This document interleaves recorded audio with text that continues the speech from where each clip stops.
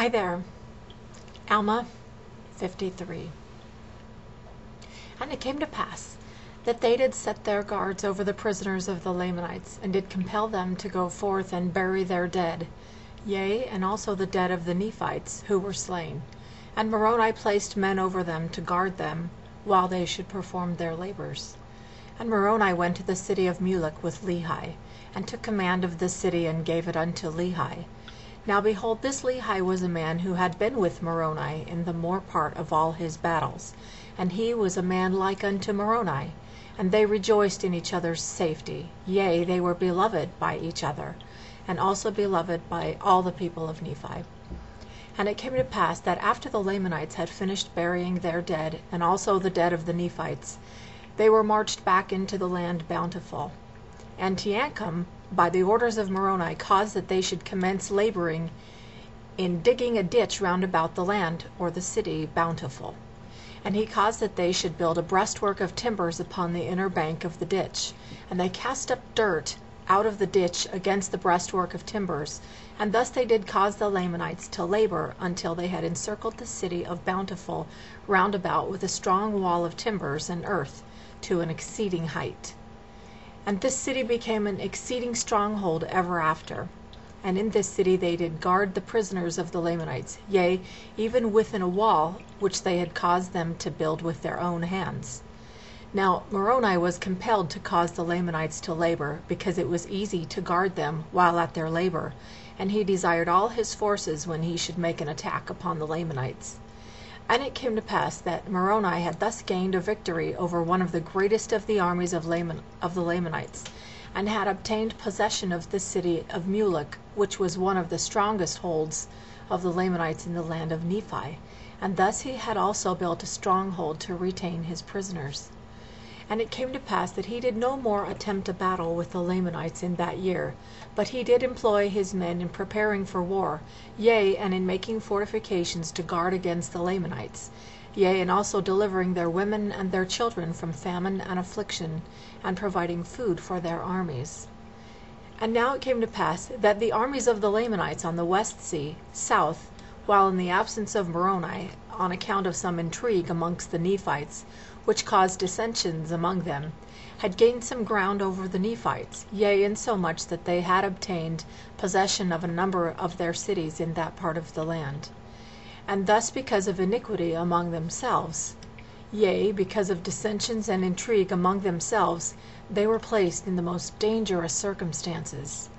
And now behold, I have somewhat to say concerning the people of Ammon, who in the beginning were Lamanites, but by Ammon and his brethren, or rather by the power and word of God, they had been converted unto the Lord, and they had been brought down into the land of Zarahemla, and had ever since been protected by the Nephites.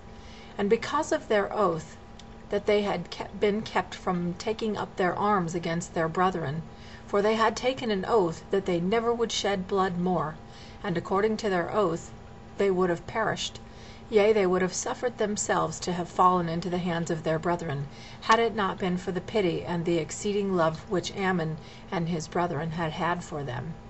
And for this cause they were brought down into the land of Zarahemla, and they ever had been protected by the Nephites. But it came to pass that when they saw the danger and the many afflictions and tribulations which the Nephites bore for them, they were moved with compassion, and were desirous to take up arms in the defense of their country. But behold, as they were about to take up their weapons of war, they were overpowered by the persuasions of Helaman and his brethren, for they were about to break the oath which they had made. And Helaman feared lest by doing so they should lose their souls. Therefore all those who had entered into this covenant were compelled to behold their brethren wade through their afflictions in their dangerous circumstances at this time. But behold, it came to pass that they had many sons who had not entered into a covenant, that they would not take their weapons of war to defend themselves against their enemies. Therefore they did assemble themselves together at this time, as many as were able to take up arms, and they called themselves Nephites.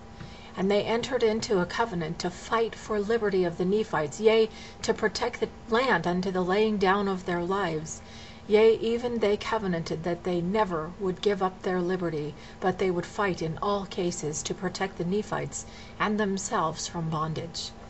Now behold, there were 2,000 of those young men who entered into this covenant, and took their weapons of war to defend their country. And now behold, as they had never had hitherto been a disadvantage to the Nephites, they became now at this period of time also a great support, for they took their weapons of war, and they would that Helaman should be their leader. And they were all young men, and they were exceedingly valiant for courage, and also for strength and activity. But behold, this was not all. They were men who were true at all times in whatsoever thing they were entrusted. Yea, they were men of truth and soberness, for they had been taught to keep the commandments of God, and to walk uprightly before him.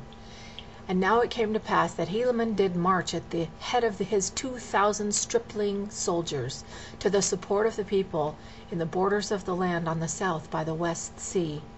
And thus ended the 28th year of the reign of the judges over the people of Nephi.